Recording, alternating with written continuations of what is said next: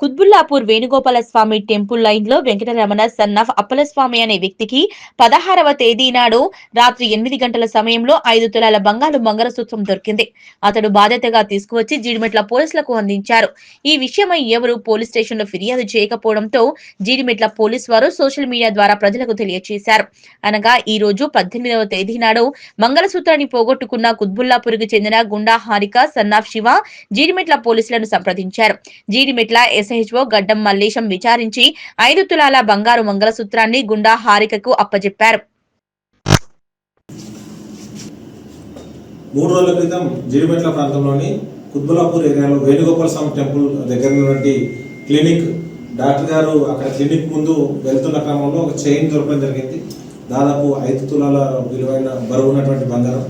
అది పోతే ఆయన దొరకగానే బాధ్యత గల వ్యక్తిగా ఆ రోజు 100కి ఫోన్ చేసి నాకు ఇలా చైన్ దొరికిందని చెప్పడం జరిగింది. ఇమీడియట్లీ మా పెట్రోకార్ సిబ్బంది నవీన్ అండ్ అక్కడికి వెళ్ళేసి దాన్ని కలెక్ట్ చేసుకొని PS తీసుకోవడం జరిగింది. ఇమీడియట్గా సోషల్ మీడియా వేదికగా ఈ యొక్క చైన్ దొరికిన విషయం అందరికీ జీడిమెట్ల ప్రాంతంలో ఉన్నటువంటి ప్రజలందరికీ పంపడం జరిగింది.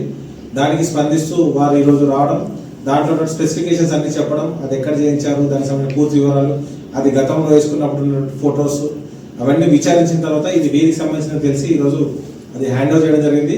ఈ సందర్భంగా డాక్టర్ గారికి మేము జీడిమెట్ల పోలీస్ నుంచి ప్రత్యేకంగా కృతజ్ఞతలు తెలియజేస్తూ ఈరోజు సార్ని శాల్వాతో సత్కరించడం జరిగింది.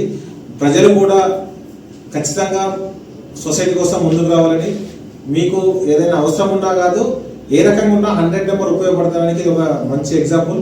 కాబట్టి ప్రజల కోసం జీడిమెట్ల పోలీస్ ఎప్పుడు ఒక అడుగు ముందే ఉంటుందని తెలియజేస్తున్నాం. ఈ సందర్భంగా మా జీడిమెట్ల పోలీస్ సిబ్బంది అలాగే మా ACP DCP గారు కూడా ఈ యొక్క డాక్టర్ గారిని ప్రత్యేకంగా అభినందించమని తెలియజేయడం జరిగింది. కుత్బుల్లాపూర్లో బొబ్బులి డాక్టర్ గారుగా క్లినిక్ నడుపుతున్నా. నాకు అక్కడ చైన్ దొరికితే 100కి డైల్ చేసి హ్యాండ్ ఓవర్ చేసాం. ఇంట్లోనే చూసుకున్నాము, ఉన్నదేమి ఇంట్లోనే అని. ఇంట్లో లేదు, ఇంకా బయట సార్ వల్లనే మాకు తెలిసింది. బయటికి వెళ్ళినాము, ఇట్లా పోయిందని సార్ వల్ల మాకు చెప్పేసారు.